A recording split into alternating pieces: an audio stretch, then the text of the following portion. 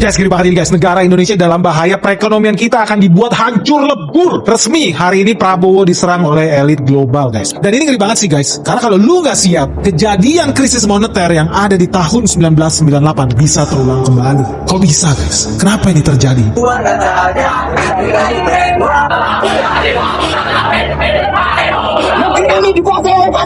Saya memutuskan untuk menyatakan berhenti dari jabatan saya sebagai Presiden Republik Indonesia. Kalau penasaran, jangan di skip video ini. Let's check this.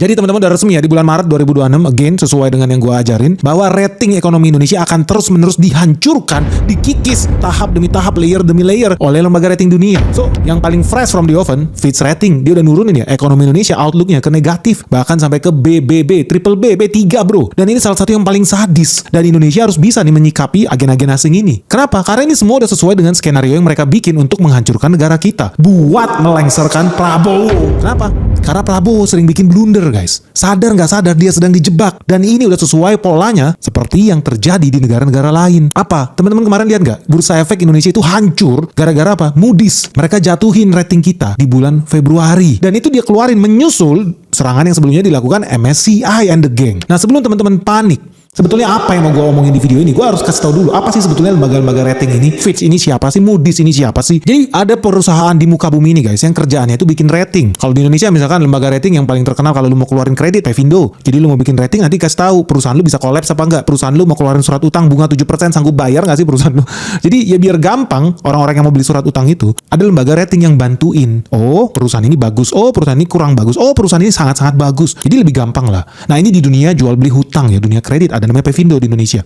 Nah, kalau teman-teman bicara perusahaan juga ada yang nge-grading sebuah perusahaan. Itu pun yang gue lakukan juga. Kalau ada perusahaan dari Singapura mau investasi ke Amerika Serikat, gue sering ditanya, menurut Pak Benix gimana? Atau kebalikannya, perusahaan dari Hong Kong mau investasi ke Singapura, gue juga sering ditanya. Kita sendiri bikin rating sendiri. Nah, di dunia ini ada juga yang lebih terkenal karena mereka bukan cuma merating saham, bukan cuma merating perusahaan, tapi mereka merating negara. Gila nggak? Negara aja dikasih ranking. Ada ranking A, tentu bagus. Ranking B, ranking C, makin lama makin nyungsep guys. Nah, salah satu lembaga rating yang terkenal ada di dunia itu adalah Moody's. Jadi, apa pekerjaan Moody's? Moody's itu kerjanya ngasih peringkat kelayakan kredit sebuah negara, sebuah perusahaan, sebuah bank, atau sebuah obligasi, bahkan proyek infrastruktur aja dia bisa kasih rating. Jadi gampangnya gini guys, rating yang dikasih Moody's itu paling bagus tuh triple A. AAA, ini nomor wahid guys. Ini keren, ini banyak negara-negara yang super kaya adanya di sini nih. Termasuk kalau lu lihat negara Skandinavia, Norwegia itu triple A guys. Dipercaya. Di bawah triple A 3 kali, itu yang A-nya 2 kali, AA. Di bawah A 2 kali, ada yang A-nya cuma sekali, itu A doang. Nah, di bawah lagi nih, makin nyungsep lagi nih, rankingnya apa? BAA. Di bawahnya BAA, BA.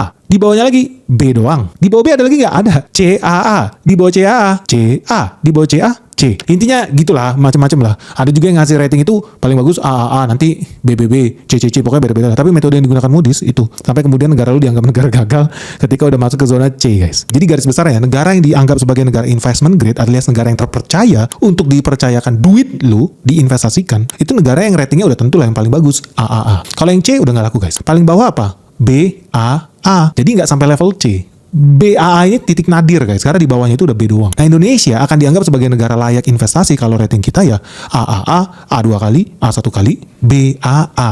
Nah kalau BA1 doang gimana? Wah itu udah bahaya guys. Kita udah sama kayak negara-negara yang ada di Afrika. Surat utang kita tadinya layak investasi, begitu masuk ke zona BA doang, BA1, wah kita udah dianggap sebagai negara junk bond guys. Surat utang kita dianggap sampah. Nah kalau kita masuk ke zona sampah, akibatnya apa? Negara Indonesia kalau mau ngutang, mau nggak mau suku bunga utangnya, kan bunga utang bayar bunga ya, harus makin mahal supaya orang tertarik beli karena resikonya tinggi. Nah, ini hubungannya dunia hutang dengan dunia rating dengan perekonomian bangsa lu. Makanya lu harus mau peduli. Dan makanya teman-teman gak usah heran kalau lu nabung di Norwegia bunganya kecil, lu nabung di Jepang bunganya kecil. Kenapa? Karena resikonya dianggap rendah, kemungkinan gagal bayarnya rendah. Jadi negaranya kalau ngeluarin surat utang nggak perlu ngasih bunga tinggi-tinggi. Nah, buat negara-negara cap kaki 5, negara-negara ngasih uduk ya, mau nggak mau kalau mereka keluarin surat utang terpaksa ngasih bunga utang itu tinggi supaya orang investor makin bangga, makin seneng beli surat utang dia walaupun berisiko nih, negaranya bubar kah, negaranya kena nuklir lah, negaranya kalah perang lah, tapi mau nggak mau karena bunganya menarik, bunganya tinggi banget, dia jadi beli. Nah, inilah risiko dari jadi negara junk bond. Jadi surat utangnya dianggap sampah. Konsekuensi lain ketika lu masuk ke zona junk bond, negara harus siap bayar surat utang dengan bunga yang lebih tinggi. Iya dong, karena sekarang mereka levelnya udah level sampah. Kalau bayar utang bunganya jadi makin mahal. Negara kayak Indonesia bayar bunganya pakai apa? Pakai dolar. Padahal penghasilan negara Indonesia di APBN dalam rupiah. Nah, kalau kemudian rupiah dihancurkan terus-menerus secara strategik, apa yang terjadi? Beban utang akan makin mahal. Udah suku bunga utangnya makin tinggi karena junk bond, sampah, bunganya harus mahal.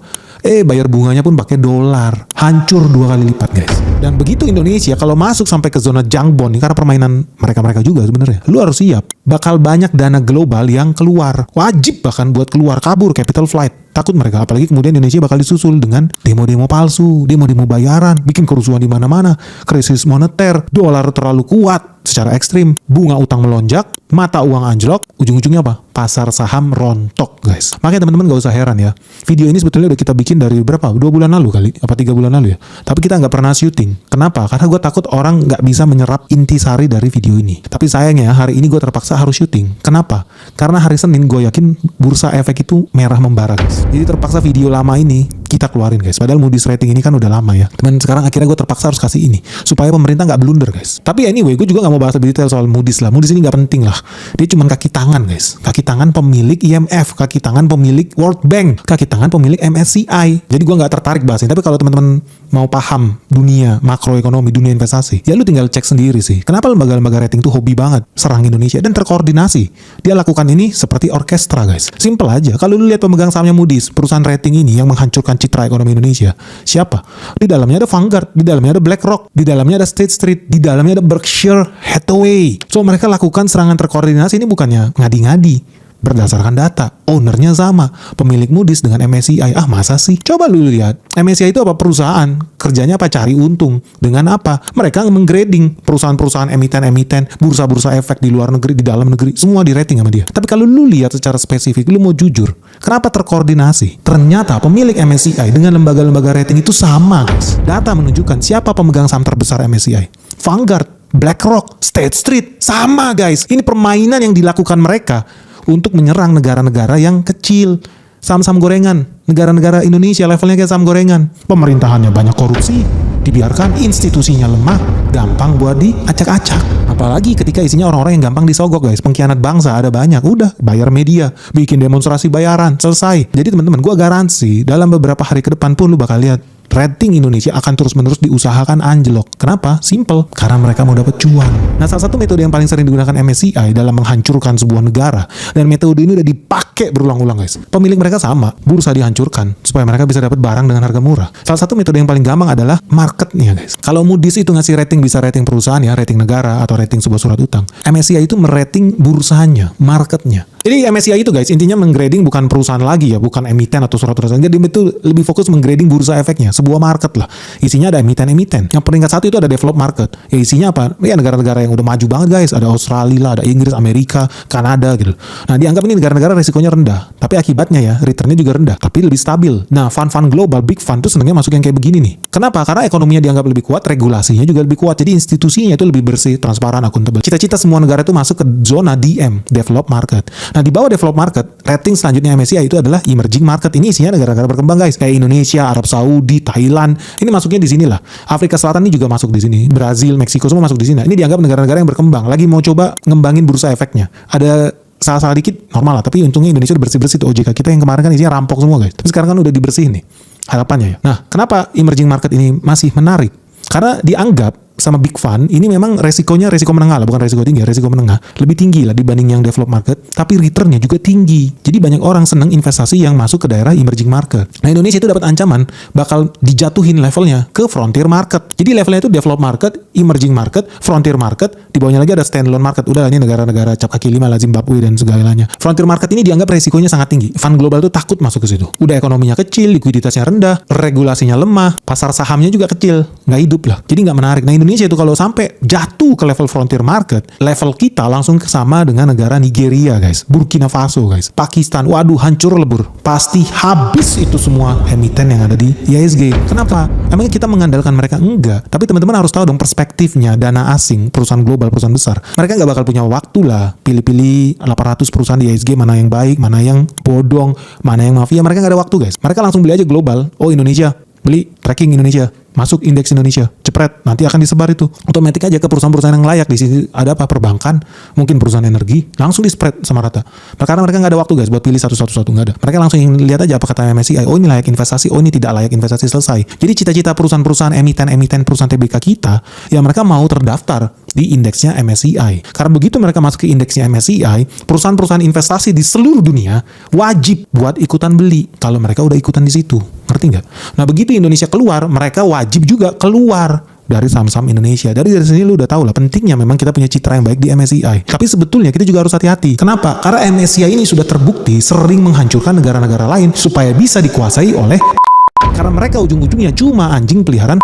Seperti tadi yang gue bilang, MSCI pun pemiliknya ada BlackRock, ada Vanguard, ada State Street. Dan sebelum market Indonesia crash, sebelum kita dibombardir sama MSCI, dihancurin bursa efek kita, apa yang dilakukan oleh mereka? Mereka exit duluan. Karena mereka udah tahu, udah kode-kodean. Bro, mau dibom nih Indonesia, kabur dulu yuk. Nanti kita masuk lagi, serok dari bawah, beli sahamnya di harga yang lebih murah. Ngeri nggak? Dan ini udah pernah dilakukan ketika MSCI menghancur leburkan perekonomian negara Yunani loh di tahun 2010. Lu tahu mereka masuk dari mana? Pasar obligasi. Jadi obligasi Yunani dipotong aksesnya. Yunani nggak bisa lagi masuk ke surat utang global. Nggak bisa lagi jualan surat utang ke Jepang, ke Jerman, ke Amerika, nggak bisa, di-cut aksesnya. Dan akibatnya apa? Pemerintah Yunani dipaksa ngemis minta pertolongan dari siapa? Dari IMF, dari World Bank. Dipaksa mereka, dijebak mereka. Karena apa? Begitu lu mau minta bantuan sama IMF, namanya bantuan, nggak ada yang namanya makan siang gratis, guys. IMF itu minta apa? 4 syarat. 4 syarat ini brutal. Pertama apa? Gua mau ngutangin lu tapi lu naikin ya pajak lu. Lu bayangin, Indonesia lu mau ngutang sama gua boleh, tapi pajak karyawan-karyawan di Indonesia naikin 3 kali lipat. Mati nggak lu? Yang kedua, anggaran APBN disuruh hemat, austerity, harus penghematan anggaran totalitas. Apa yang terjadi, guys? Government spending berkurang. Government spending berkurang apa? Peredaran duit di masyarakat berkurang. Dan yang ketiga apa? Dia minta BUMN yang ada di Yunani buat menjual aset-asetnya. Harus diprivatisasi BUMN. Supaya apa? Asing bisa masuk, menguasai aset-aset strategik bangsa Yunani. Diperkosa mereka bisa-bisa sama IMF. Ini terjadi nggak di Indonesia? Nanti. Ada alasan keempat dulu. Yang keempat lagi yang mereka minta apa? Mereka minta dana pensiun dipotong. Supaya apa? Supaya lansia mati loh. Udah biarin aja lah orang-orang tua ini ngapain dikasih uang pensiun. Ambil semuanya, rampas. Wis, sadis guys, brutal nih IMF. Dan memang resmi akhirnya Yunani, namanya juga negara Yunani, isinya banyak juga orang bodoh di sana. Apa yang dilakukan? Dia menggadaikan negaranya ke IMF karena udah terjebak, udah tercekek nih. Negaranya selama ini apa? Defisit artinya apa? Negaranya itu menjalankan APBN pakai utang. Lah kalau di stop utangnya gimana bayar gaji PNS? Gimana bisa impor BBM? BBM-nya disubsidi lagi, kan goblok. Duit subsidi, beli dolar. Dolarnya dipakai buat beli minyak. Minyaknya sampai negara mereka dibakar. Jadi ingat kayak negara Kazakhstan, ribuan triliun habis buat apa? Bakar solar, bakar bensin. Kan goblok. Duit ribuan triliun subsidi dipakai buat memperkaya negara lain, begitu barangnya sampai dari luar negeri dibakar di dalam negeri. Bodoh banget. Gua akan lebih rela defisit APBN itu kalau dipakai buat apa? Bangun sekolah, bangun jembatan, investasi di data center, bikin jaringan kabel satelit super cepat. Waduh, negara kita tambah maju, guys. Garansi. Tapi kalau duit APBN habis ribuan triliun setiap tahun buat beli bensin, impor dari luar negeri, impornya pun pakai dolar loh. Artinya kan rupiah digadaikan. Lu punya duit rupiah, dijual. Lu beli dolar. Dolarnya sampai sini diapain? Nggak buat bangun sekolah? Tidak. Buat beli bensin lu. Masuk bensin ke sini, diapain? Diminum? Kagak. Dibakar, guys. Bodoh. Tapi itulah yang terjadi di Yunani, guys. Apa yang terjadi? Akhirnya di bulan Mei 2010 resmi Yunani sepakat menjual negaranya, menjalankan perintah IMF, dan IMF resmi memberikan bailout yang pertama. Racun masuk, guys. Suntikan pertama, jebret, 1,1 kuadriliun rupiah atau setara 110 billion euro. Ganas ini. Wah, rakyat mungkin pesta pora di sana, namanya juga rakyat Yunani, isinya orang-orang tol. bego, IQ mereka rendah guys. Mereka merasa IMF ini juru selamat bangsa. Baik sekali IMF, tapi mereka lupa yang namanya bantuan asing nggak ada yang gratis. Nggak ada, itu ada bunganya, itu ada harga yang harus dibayar guys. Dan konyolnya ya, ketika IMF ngasih suntikan dana, apa yang terjadi sama Yunani? Harusnya negaranya pesta pora dong, happy dong, ekonomi naik dong, wah dapat surat utang dong, likuiditas tinggi, duit beredar di masyarakat. Tapi faktanya tidak. Karena apa? Setelah IMF kasih dana, yang dilakukan IMF selanjutnya apa? Tebar fear. Dibilang apa? Pemerintah Yunani manipulatif. Pemerintah Yunani memberikan data-data palsu. Data GDP yang mereka laporkan fana. Karena mereka mengklaim defisit mereka cuma 5% terhadap GDP. Tapi ternyata lebih dari 7% terhadap GDP. Wah ini palsu. Tukang tipu nih negara nih. Negara korup nih. Konyol banget ini orang. Udah datang-datang ngaku-ngaku juru selamat. Begitu masuk ke Yunani apa? Diobok-obok Yunani. PNS disuruh dipecatin lah. BUMN dijual-jualin lah. Negara disuruh penghematan massal. Banyak orang mati kelaparan. Dan ini terefleksi di bursa efek Yunani. Mei 2010. Begitu IMF masuk, apa yang terjadi? Bursa efek mereka turun dalam minus 71% guys. Titik terendah nih sejak all time high mereka di bulan Oktober 2007. Padahal harusnya datang IMF juru selamat ekonomi naik dong. Tapi enggak. Hati-hati lu, racun yang mereka bawa. Dan setelah IMF memainkan fungsinya, apa yang terjadi? Halo guys, ngeri banget ini guys. Market terus-menerus nyungsep, merah membara dan crash di mana-mana. Nah, buat teman-teman yang merasa bingung nih gimana cara melewati navigasinya nih, peperangan yang terjadi di Iran, bentar lagi buka cabang di Asia. Kalau lu nggak siap guys, lu jangan kaget kalau lu harus berpisah dengan harta kekayaan lu. Nah, terus gimana kalau teman-teman yang masih belum tahu dan belum tahu gimana caranya bersiap menuju dunia yang makin kacau ini? Jangan sampai lu investasi lu terganggu. Segera gabung di Benix Investor Group. Karena apa yang terjadi di market crash hari ini, merah membara, sudah gue share loh dari tahun lalu. Dan hari ini semua berjalan sesuai skenario yang gue ajarin. So buat teman-teman yang pengen tahu gimana caranya cari cuan ya di era perang dunia 3 ini, segera daftarkan dirimu sekarang juga hanya di www.benix.id. Karena cuma di sini ya kita bakal ajarin lu gimana cara investasi yang benar. Kita bakal ketemu dengan direksi-direksi perusahaan top yang ada di Indonesia. Kita akan ajak lu buat site visit, temu emiten, bahkan kita ada acara sebentar lagi gala dinner bersama seluruh investor di Benix Investor Group. So tunggu apa lagi guys? Orang dari luar negeri aja berbondong-bondong buat ikut Benix Investor Group. Masa lu ketinggalan? Benny Baktara, the founder of the Benex Investor Group. Yuk buruan segera daftar di Benix Investor Group sekarang juga.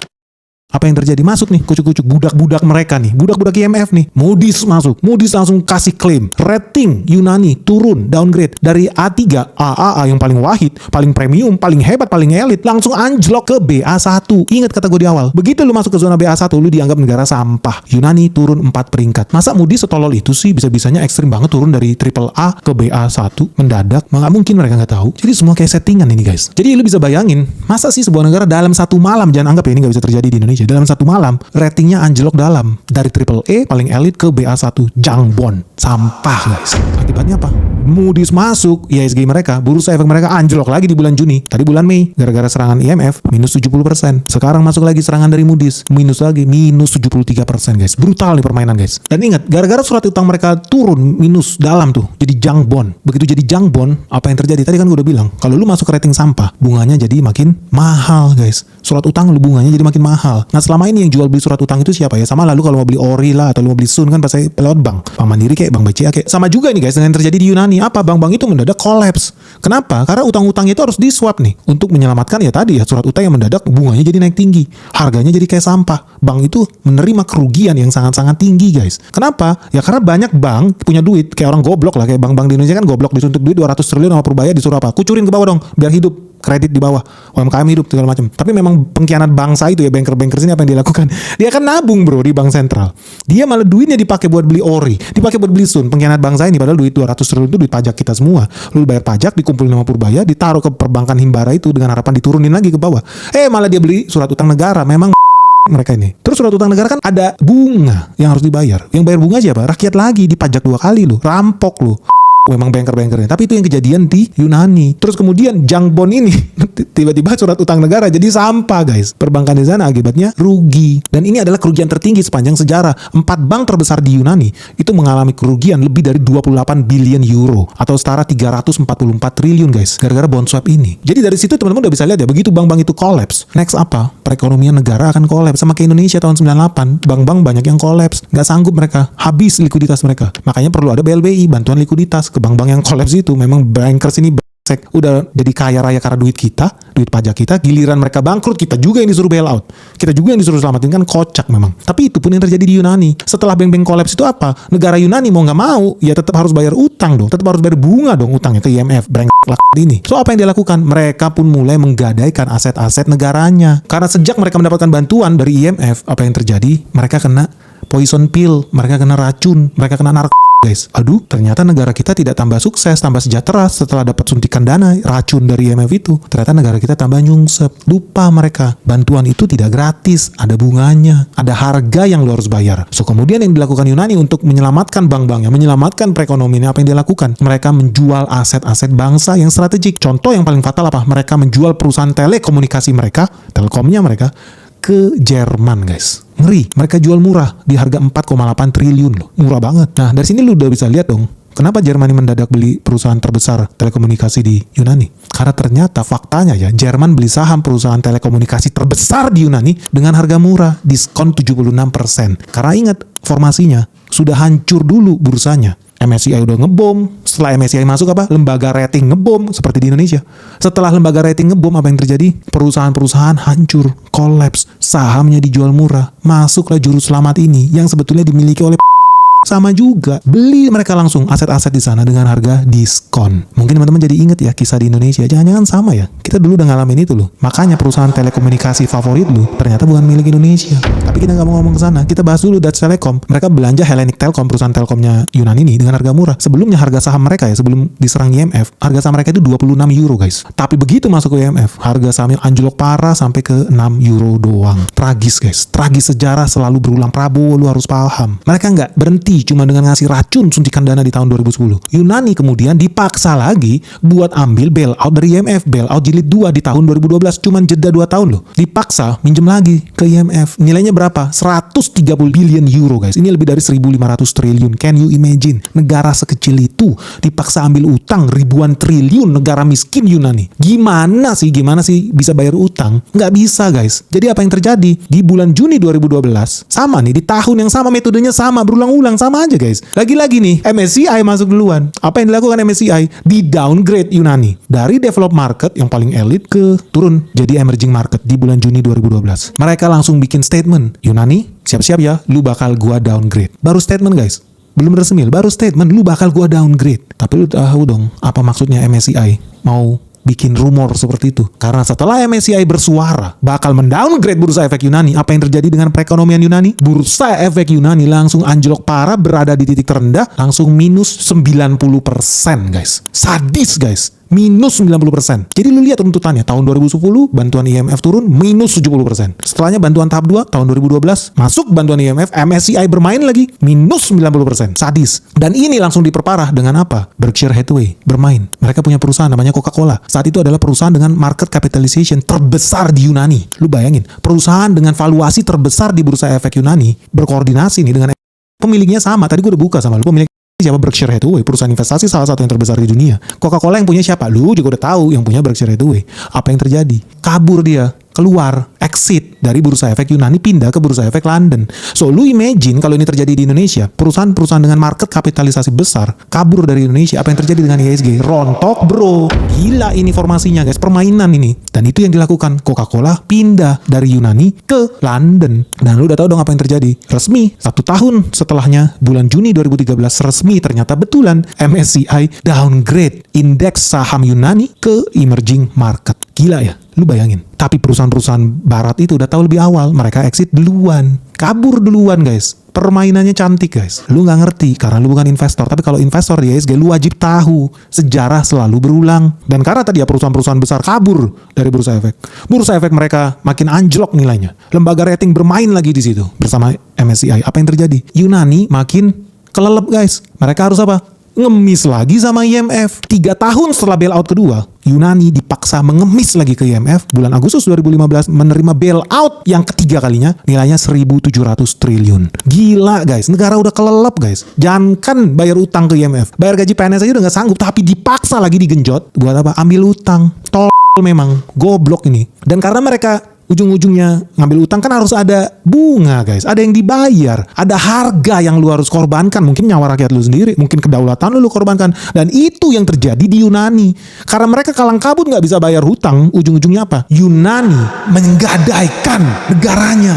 Apa yang dilakukan Yunani? Dia menjual 14 bandara mereka ke oligarki Jerman guys. Gila guys. Lu harus tahu siapa sih oligarki Jerman ini sebenarnya. Nanti kita akan bahas guys. Tapi lu bisa bayangkan, bandara itu pintu masuk negara, itu strategik. Indonesia punya Angkasa Pura BUMN, wajib akses lo. CIA keluar masuk lewat bandara, investor asing keluar masuk lewat bandara, turis wisatawan bawa dolar keluar masuk lewat bandara. Penting, lu mau membangun hubungan diplomatik dengan negara lain ya harus lewat bandara juga. Jadi akses yang sangat strategik bandara ini. Tapi kemudian Yunani menggadaikan itu ke siapa? Ke Fraport, perusahaan bandara punya Jerman, di harga diskon. Lu bayangin ya, 14 bandara di Yunani itu penghasilannya sekitar 180 juta euro. Tapi dibeli sama Jerman cuma setara 1,2 miliar euro. Diskon gede guys. Lu bayangin ya, ini dalam rupiah ya, 180 juta euro saat itu setara 2,6 triliun revenue mereka. Dibeli sama Jerman setara 17 triliun. Cuan gede nggak Jerman? Cuan gede. Begitu keluar berita bahwa Jerman berhasil merampok aset strategik Yunani, apa yang terjadi? Saham Fraport langsung naik 70% guys. Awalnya cuma 55 euro. Begitu mereka berhasil merampok kedaulatan Yunani, sahamnya langsung naik jadi 96 euro guys. Dan terus naik terus guys. Gila nggak? Bahkan Jerman ini ya sangat-sangat diuntungkan dengan membeli bandara-bandara Yunani ini guys. Lu bayangin aja ya, di tahun 2025 kemarin kita terima nih laporan keuangan mereka. Bandara-bandara Yunani itu, mereka omzetnya aja sudah 4,3 triliun dalam 6 bulan pertama 2025. Kalau lu setahun kan, berarti omzet mereka itu setara 8,6 triliun. Padahal modal belinya cuma 17 triliun. Kan gila ini guys. Perusahaan profitable, namanya manusia pasti pakai pesawat. Lu aja di Indonesia mau pergi ke Surabaya, mau pergi ke Bali, lu pakai pesawat. Malah dikasih ke negara lain loh. Gila nggak? Dikasih ke negara terkaya di Eropa yang namanya Jerman, yang hobinya negara-negara yang lebih lemah, negara-negara yang lebih kecil. Menarik guys. Dan memang terbukti cuan gede mereka. Tadi yang gue bilang ya, mereka beli modalnya cuma 17 triliun. Padahal sekarang lu bisa lihat penghasilannya bisa sampai 8 triliun lebih dalam 1 tahun. Brutal permainan ini guys. Kalau lu ngerti sejarah ekonomi dunia. Padahal kalau lu lihat ya, Fraport itu by the way pengelola bandara ya terbesar di Jerman. Penghasilan dia paling besar bukan dari Jerman. Lu bayangin, Fraport itu basisnya di Frankfurt. Tapi karena mereka mengakuisisi banyak negara-negara miskin guys, dimanipulasi, penghasilan mereka lebih besar dari negara-negara kecil itu. Bahkan lebih besar dibanding Jerman sendiri. Lu tahu ya, top 5 bandara yang menyumbangkan cuan paling gede buat Jerman, bukan bandara Frankfurt, bukan bandara yang ada di Hamburg, Berlin, no. Tapi bandara Santorini, di mana? Yunani. Yang kedua, Mykonos. Di mana bandara Mykonos? Di Yunani. Yang ketiga, bandara Rhodes. Yang keempat, bandara Thessaloniki. Itu semua dari Yunani, guys. Yang kelima apa? Bandara yang ada di Peru, di 5. Jadi kalau lu lihat sumber-sumber cuannya Fraport, perusahaan bandara nomor 1 di Jerman, bukan dari Jerman, malah dari negara Yunani yang diperkosa sama mereka itu, guys. Wajar nggak? Wajar aja. Lu bisa di Jerman hari ini apa? Gajinya gede, UMR mereka udah tinggi, puluhan juta, biaya keamanan tinggi, regulasi lingkungan ketat. Ujung-ujungnya apa? Margin lu jadi kecil. Makanya mereka wajib memperkosa negara-negara yang lebih lemah, guys. Ini mindset oligarki, guys. Dan lu nggak usah bingung, sebenarnya siapa sih di belakang layar yang bermain di sini? Lu pernah cek nggak sebetulnya siapa orang di belakang Fraport sampai bisa memperkosa Yunani? Lu lihat di layar kaca, siapa sih yang jadi penasehat keuangan mereka? Itu pertama. Terus yang kedua, lu tahu nggak sih perusahaan transportasi terbesar di Eropa yang punya siapa? Ternyata faktanya ya, itu punya divisi khusus, divisi transportasi. Dan tugasnya apa? Tugasnya menguasai jalur-jalur transportasi, mau darat, laut, udara di seluruh Eropa. Bukan cuma Yunani, sampai yang besar-besar, London, Paris, Frankfurt, itu berada di bawah kekuasaan mereka, guys. Jadi lu hati-hati main sama big fun nih. Dan Yunani betul-betul diperkosa habis-habisan. Bukan cuma bandara mereka dikuasai asing, tapi mereka juga harus menggadaikan perusahaan kereta apinya. Lu bayangin ya, kalau di Indonesia PT Telkomnya dijual ke asing, Angkasa Puranya dijual ke asing. Ini dilakukan Yunani. Bukan cuma berhenti sampai situ, kereta apinya juga dijual ke asing, guys, ke Itali. Lu bayangin ya, Itali itu beli perusahaan kereta api terbesar di Yunani di harga diskon, di harga 45 juta euro. Rupiahnya sekitar 650 miliar, guys. Kenapa diskon, Pak Ben? Simple aja. Perusahaan kereta api Yunani ini, lu tahu omzet mereka setahun di tahun 2017 pas mereka dibeli, omzetnya itu 117 juta euro. Gimana ceritanya sebuah perusahaan dengan omzet 117 juta euro bisa dibeli dengan duit 45 juta euro? Gila, diskonnya lebih dari 50%, guys. Gila, lu bayangin ya, ada perusahaan omzetnya 100 triliun, lu beli cuma seharga 50 triliun. Apakah gak enak? Dan perusahaan ini punya monopoli di negara itu. Siapa yang bisa saingan sama KAI di Indonesia? Nggak ada. Siapa bisa saingan sama Telkom di Indonesia? Nggak ada. Siapa bisa saingan sama Angkasa Pura di Indonesia? Nggak ada. Enak dong. Enak banget guys. Dan sebenarnya nggak berhenti sampai di situ. Kalau nggak video kita juga bakal nggak cukup nih durasinya. Karena ternyata Yunani juga dipaksa menjual perusahaan-perusahaan energinya mereka, perusahaan-perusahaan bankingnya mereka, perusahaan-perusahaan air minumnya, perusahaan listriknya, perusahaan gasnya dijual murah ke asing guys. Karena pemerintahnya goblok. Satu. Kedua, karena banyak agen-agen asing yang bermain di sana. Biar teman-teman tahu apa yang terjadi di Yunani. Setiap hari demonstrasi massal, setiap hari provokator, bakar sana, bakar sini, kerusuhan. Negara nggak bisa stabil. Karena negara nggak bisa stabil, ujung-ujungnya apa? Negosiasi politik dengan partai-partai penguasa, semua punya kepentingan, bisa diinjeksi sama agen-agen asing ini. Dan yang gue bilang ini bukan teori konspirasi guys. Karena apa? Setelah semua prahara ini terjadi, akhirnya diakui oleh mantan Menteri Keuangan Yunani sendiri, Yanis Varoufakis. Dia berulang kali akhirnya bilang dia mengaku bersalah, dia mengaku berdosa juga. Karena apa? Karena utang Yunani ke IMF itu ternyata tidak menguntungkan rakyat Yunani. Bahkan duit utangan itu 100% pergi ke banker-banker pengkhianat bangsa itu. Lu bayangin mereka dipaksa ambil utang ribuan triliun guys dari IMF. Tapi duitnya dipakai buat apa? Buat bayarin banker-banker itu. Terus yang bayar bunga utangnya siapa? Rakyat Yunani. Dia yang diperkosa. Mereka tugasnya apa? Memperkaya banker, sama seperti rakyat Indonesia. Tugas lu apa? Memperkaya banker-banker itu. Lu nyambung gak yang gue mau ngomongin hari ini guys? Bener gak sih Yanis Varoufakis, Menteri Keuangannya Yunani? Ternyata betul. Karena di kemudian hari mereka mengakui mereka membuat kesalahan. Lu bayangin ya, IMF itu memang goblok atau pura-pura goblok. Lu bisa lihat di headline BBC ini. The International Monetary Fund has admitted that it made mistakes. Jadi dia ngaku bikin salah. Mereka bilang kalau mereka ambil duit utangan IMF, negara ini penganggurannya berkurang. Tapi ternyata apa? Setelah ngambil duit IMF, pengangguran Yunani malah naik jadi 22%. Gila, makin susah, makin banyak PHK massal. IMF bikin kesalahan, sengaja. Apalagi IMF bilang kalau mereka ambil utangan IMF, Yunani bakal selamat, GDP-nya bakal membaik. Faktanya, ini pengakuan IMF sendiri. Setelah ngambil utangan IMF, apa yang terjadi? GDP Yunani malah minus 17%. Bukannya bertumbuh, malah tambah nyungsep guys. Karena kalau lu ikutin sejarah ekonomi dunia sama. Indonesia kolaps 9697 diperkosa George Soros bersama apa media-media peliharaan dia termasuk si tempe bacem pengkhianat bangsa itu. Dan sekarang udah buka cabang influencer dibayarin juga miliaran buat apa? Jadi pengkhianat, menghancurkan Indonesia, mengadu domba bangsa kita sendiri. Bahkan ketua BEM juga disogok. Biar apa? Jadi anjing-anjing mereka. Lu siap ya Indonesia bakal juga kolaps kalau nggak mau apa sih? Memperbaiki diri. IMF juga gitu. 97 kita disuruh ambil utang mereka. Apa yang terjadi setelah mereka datang? Mereka bilang ekonomi akan membaik, negara akan selamat, kaya raya. Tapi justru setelah IMF masuk, GDP Indonesia tahun 97 by the way 4,7% growth. IMF masuk, apa yang terjadi? Tahun 98, Indonesia malah minus 13%. Sejarah selalu berulang guys. Sejarah selalu berulang. Makanya jangan heran kalau mantan Menteri Keuangan Yanis Varoufakis sampai detik ini benci banget dengan namanya IMF. Betul-betul racun mereka itu.